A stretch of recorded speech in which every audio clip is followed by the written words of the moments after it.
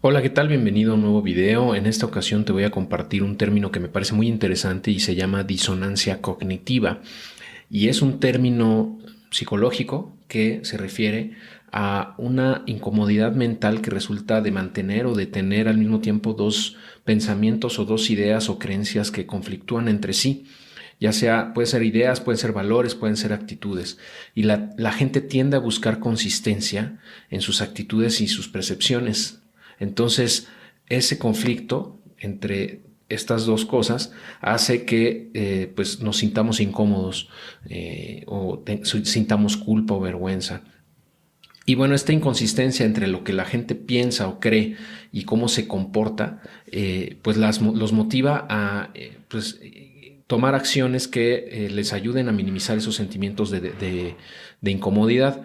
Por ejemplo, la gente trata de aliviar esa tensión rechazando ideas o explicándolas o justificándolas de alguna manera o de plano evitando nueva información. Y eso es bien importante porque a lo largo de la vida, cuando estamos aprendiendo cosas, a veces un concepto, alguna idea o alguna información que recibimos hace cortocircuito o se contradice con una que ya sabemos.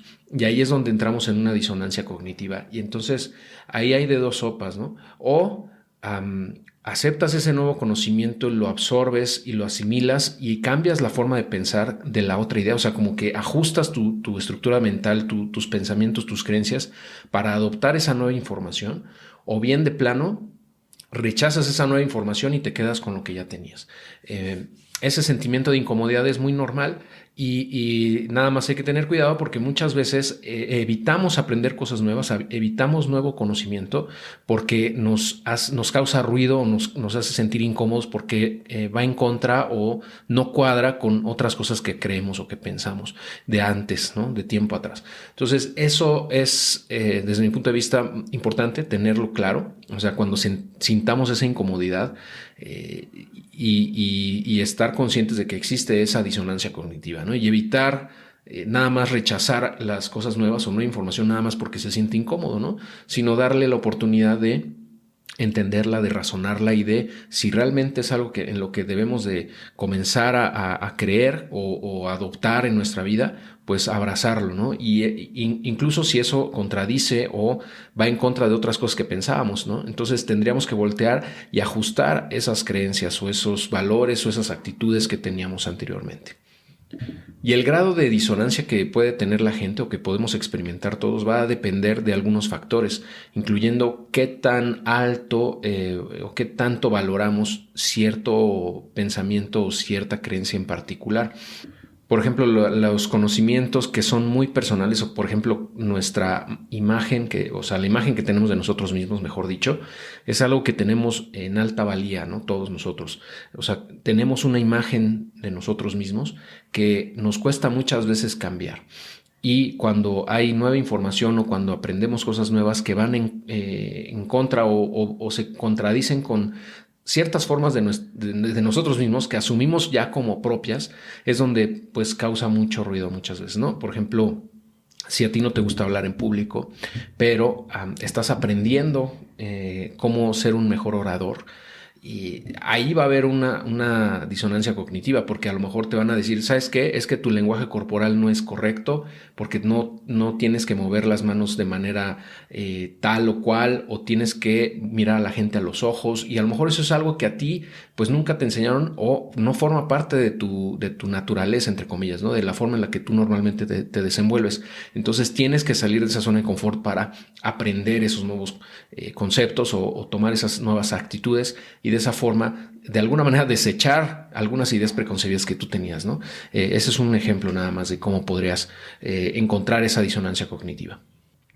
Y bueno, para especificar o explicar un poco cómo nosotros combatimos o sobrellevamos esa disonancia cognitiva, hay básicamente tres formas, ¿no? En la que podemos combatirla o podemos aliviarla, ¿no? Una de ellas es agregar más pensamientos que soporten esa nueva información o lo que uno de los dos conceptos, vamos, para que sea un contrapeso y de esa manera le ganen, por decirlo así, a los otros conocimientos o pensamientos o valores que se contraponen. Es decir, aprender más de algo que nosotros queremos, por ejemplo, hacia donde queremos cambiar algunas actitudes, seguir aprendiendo de eso para tener cada vez más información que soporte esos pensamientos, esos comportamientos, y de esa forma nos sea más sencillo desechar los previos. Otra es reducir la importancia que le damos a ese conflicto, o sea, no, porque muchas veces nos estresamos por cosas que no tienen mucho sentido.